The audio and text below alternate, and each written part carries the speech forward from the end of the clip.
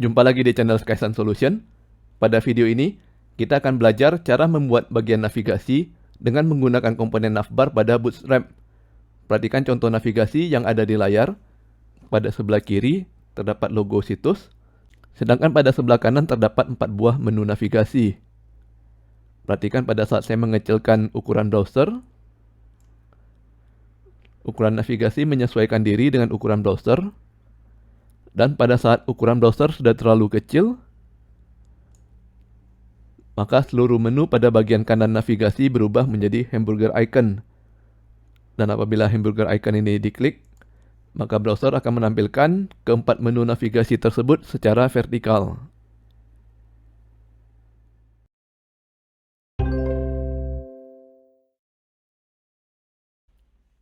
Kita langsung mulai coding. Di sini saya menyediakan dua buah file. Yang pertama adalah index.html yang isinya boilerplate dari Bootstrap 5. Di sini saya menambahkan satu buah link menuju ke style.css yang isinya masih kosong. Dan kalau kita lihat hasilnya di browser, maka browser menampilkan judul Hello World yang sudah menggunakan framework Bootstrap. Pada video sebelumnya, saya sudah menunjukkan cara paling mudah dan paling sering digunakan pada waktu mengerjakan proyek, yaitu kita tinggal membuka situs getbootstrap.com. Kita pilih halaman dokumentasi di bagian docs. Kita pilih komponen navbar. Dan di sini sudah ada contoh beberapa navbar. Kita tinggal pilih contoh yang paling mirip dengan yang kita butuhkan. Kalau sudah ketemu, kita tinggal tekan copy dan kita paste ke source code kita.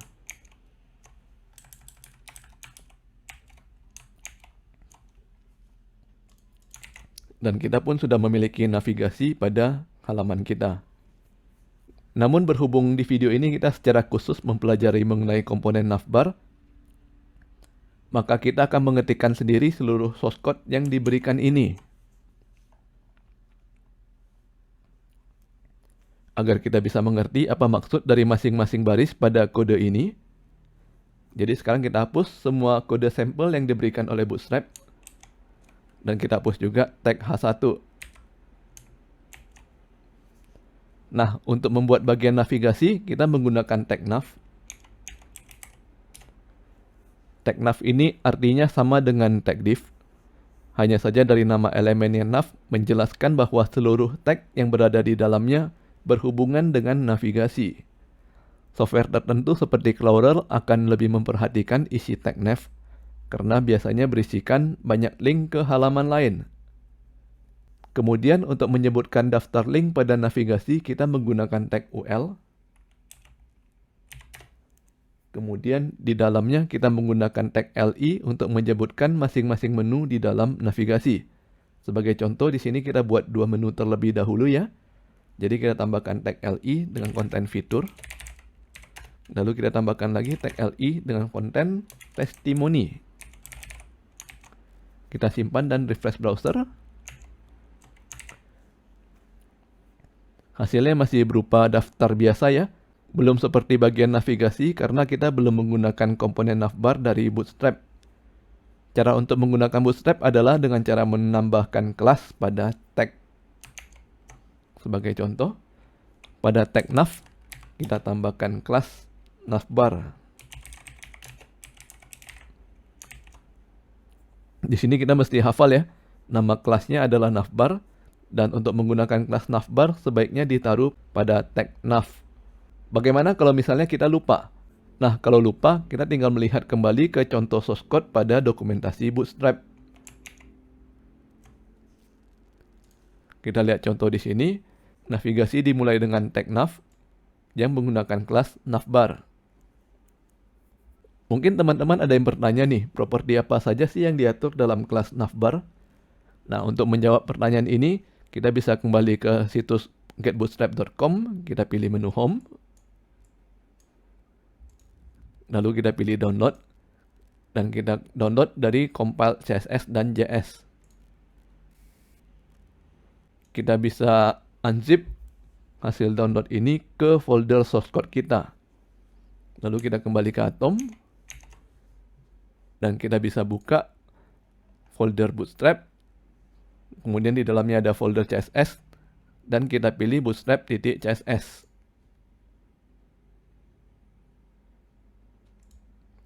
Kemudian kita bisa mencari dengan kata kunci .navbar.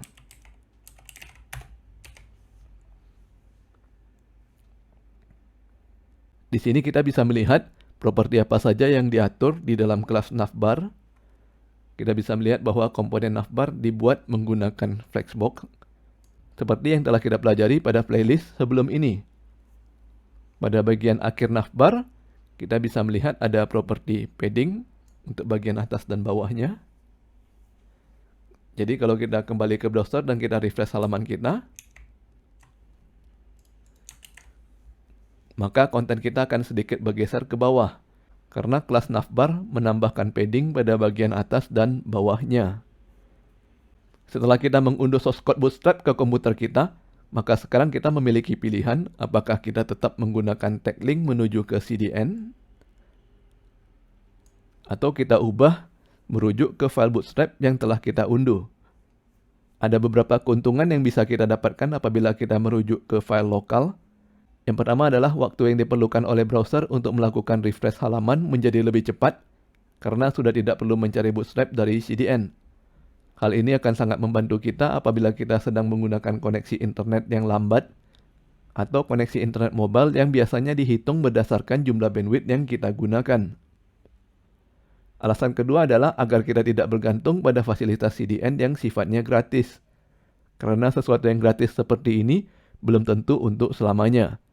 Bisa saja suatu saat nanti CDN merubah kebijakannya dan menghapus seluruh konten gratis dari servernya. Hal ini akan menyebabkan situs kita langsung menjadi error. Atau bisa saja nantinya CDN merubah kebijakan dan meminta penggunanya untuk membayar sejumlah biaya berdasarkan jumlah penggunaan CDN. Sekarang kita lanjutkan ke tag UL. Untuk tag UL kita berikan kelas navbar_nav.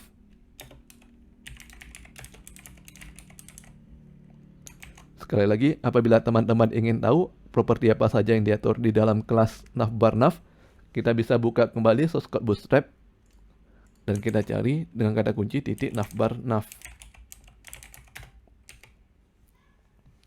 Kita bisa melihat bahwa kelas navbar_nav kembali mengatur properti display menjadi flex. Artinya kita menggunakan flexbox di dalam flexbox. Dan kemudian flex direction-nya adalah kolom. Artinya navigasi disusun dari atas ke bawah. Dan properti terakhirnya list style diisi dengan nilai none akan menghilangkan bullet dari list. Kita refresh browser dan bisa kita lihat bahwa bulletnya sudah hilang ya. Dan kemudian untuk setiap tag LI di dalam navigasi, kita perlu menambahkan kelas navItem.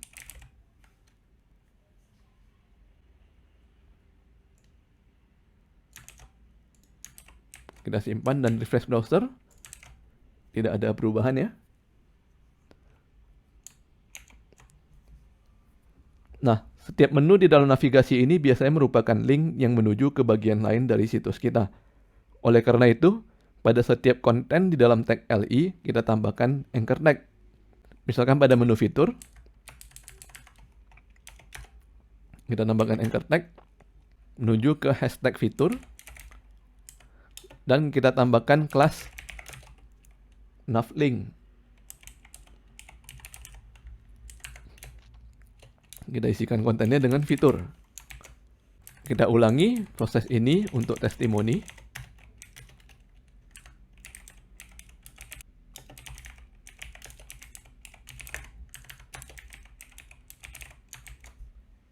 Dan kita lihat hasilnya di browser. Sekarang kita sudah memiliki dua buah menu yang bersusun ke bawah, yaitu fitur dan testimoni. Sekarang kita copy salah satu tag LI,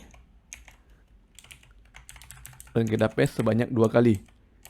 Kita tambahkan dua buah menu lagi ya, yaitu harga dan kontak.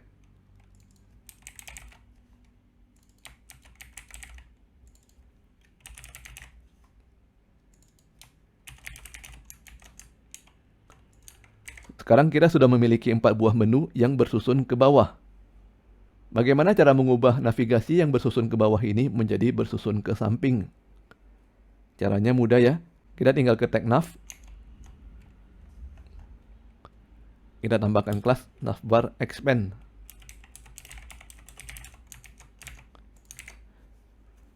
Dan sekarang navigasi kita sudah bersusun ke samping. Selanjutnya apabila kita ingin menambahkan logo atau brand pada navigasi, maka kita bisa menambahkan anchor tag dengan kelas navbar brand. Anchor tag ini kita taruh di sebelum tag UL.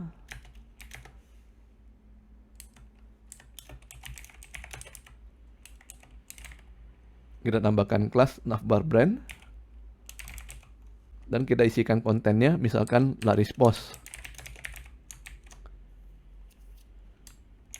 Kalau kita lihat hasilnya di browser, maka tulisan laris pos berada di bagian kiri menu navigasi dan menggunakan font yang sedikit berbeda dari navigasi.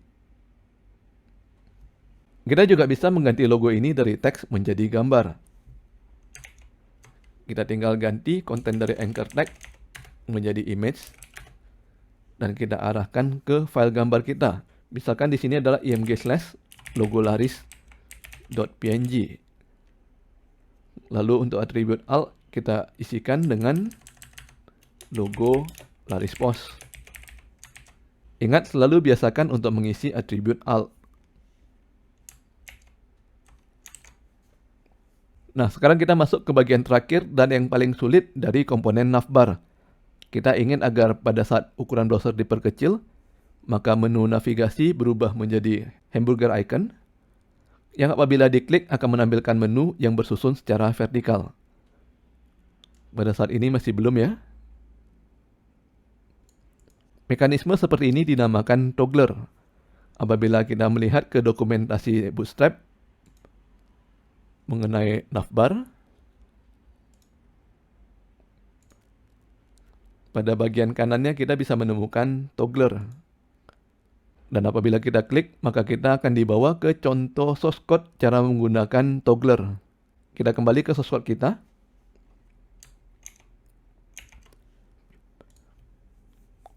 Pertama kita tambahkan dahulu hamburger icon di setelah logo. Caranya, kita tambahkan tag button dengan kelas navbar toggler. Kita hapus dahulu attribute name. Lalu pada konten tag button ini kita tambahkan tag span dengan kelas navbar toggler icon. Lalu kita tambahkan konten, misalkan button toggler.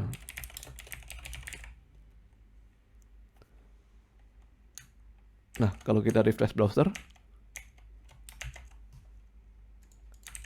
maka tidak ada perubahan apa-apa ya, karena hamburger icon tidak akan muncul apabila navbar dalam kondisi expand. Jadi kita hapus dahulu kelas navbar expand dari tag nav.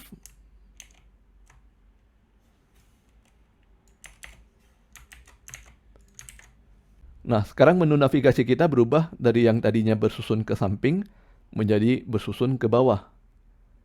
Perhatikan pada bagian tengah sudah muncul button toggler, namun kita belum melihat hamburger iconnya karena kita belum menambahkan warna pada navigasi. Kita bisa menambahkan warna dengan cara menambahkan kelas navbar light pada tag nav.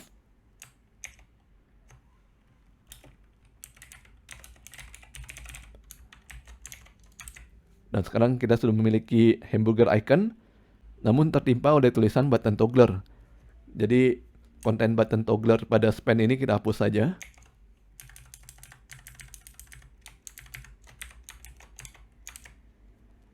Dan sekarang kita sudah memiliki 3 komponen di dalam navbar. Yang pertama di sebelah kiri adalah logo. Yang kedua di bagian tengah adalah button toggler atau hamburger icon. Dan yang terakhir di sebelah kanan adalah 4 menu navigasi. Sekarang kita ingin agar keempat menu navigasi ini tidak kelihatan di layar dan hanya muncul pada saat kita mengklik button toggler. Untuk menghilangkan menu navigasi, kita buat div baru. Kita menggunakan 2 kelasnya, yaitu collapse dan navbar collapse.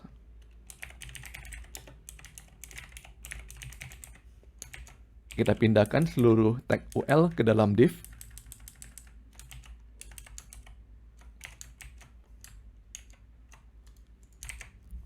Dan sekarang yang kelihatan di navbar kita hanya tinggal logo dan button toggler.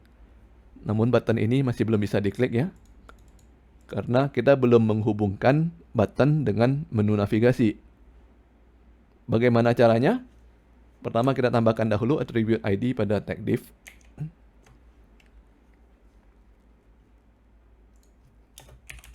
Misalkan kita beri nilai menu navigasi. Dan kemudian kita mesti menambahkan beberapa atribut baru pada tag button. Yang pertama adalah data BS toggle. Kita isikan dengan nilai collapse. Dan atribut data BS target kita isikan dengan hashtag menu navigasi. Perhatikan bahwa atribut pada data BS target isinya harus sama persis dengan ID pada div dan ditambahkan dengan simbol hashtag. Kita simpan dan refresh browser. Nah, sekarang pada saat hamburger icon diklik, maka menu akan muncul secara vertikal.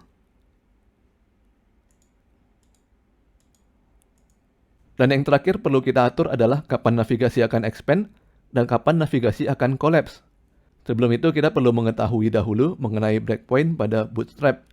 Kita buka dokumentasi Bootstrap. Kita pilih bagian layout, breakpoints.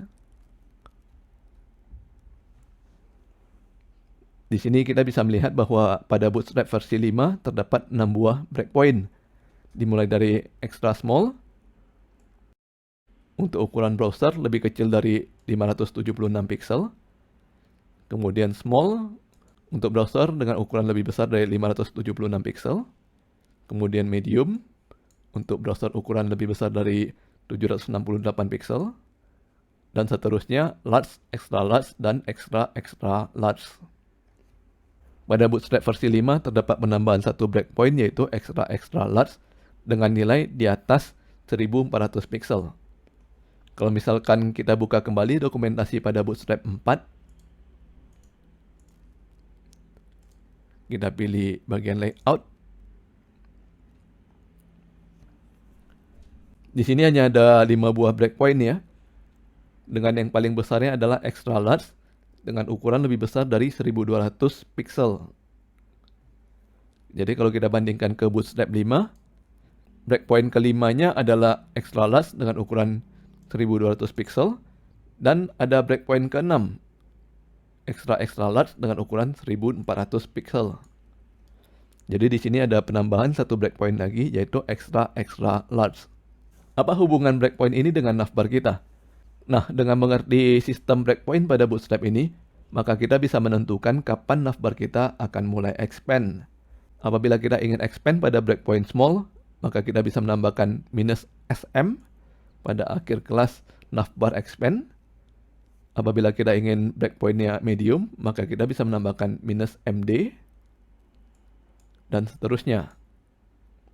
Sebagai contoh, pada tag nav saya tambahkan kelas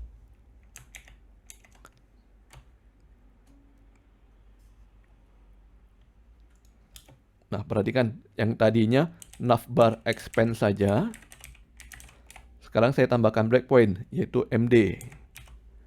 Artinya navbar kita akan expand pada saat ukuran browser lebih besar atau sama dengan 768 pixel.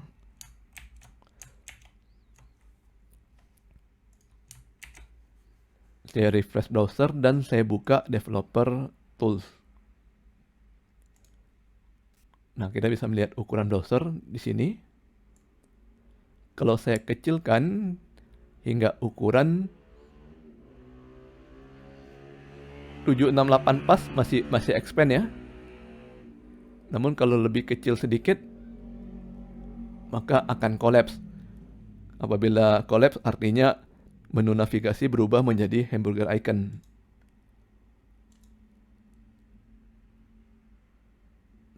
Kita bisa mengganti breakpoint dari expand ini dengan cara mengganti akhir MD menjadi akhir ukuran lain.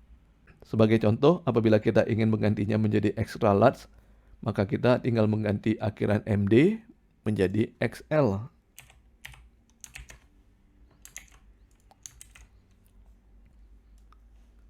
Nah, sekarang hamburger icon hanya expand pada saat ukuran browser lebih besar atau sama dengan 1200.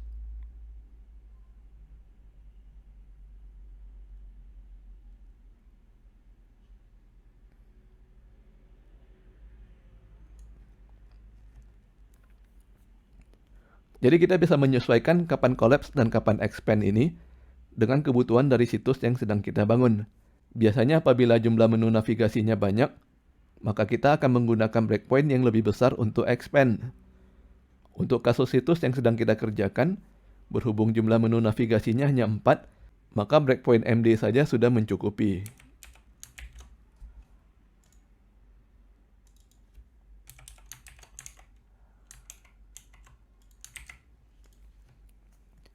Oke, sampai di sini dulu video kita kali ini. Bagi yang ingin mendapatkan source code dari video ini, bisa melihat deskripsi pada video. Jangan lupa subscribe ke channel Skysen Solution untuk mendapatkan informasi terbaru dari kami. Dan sampai bertemu lagi di video berikutnya.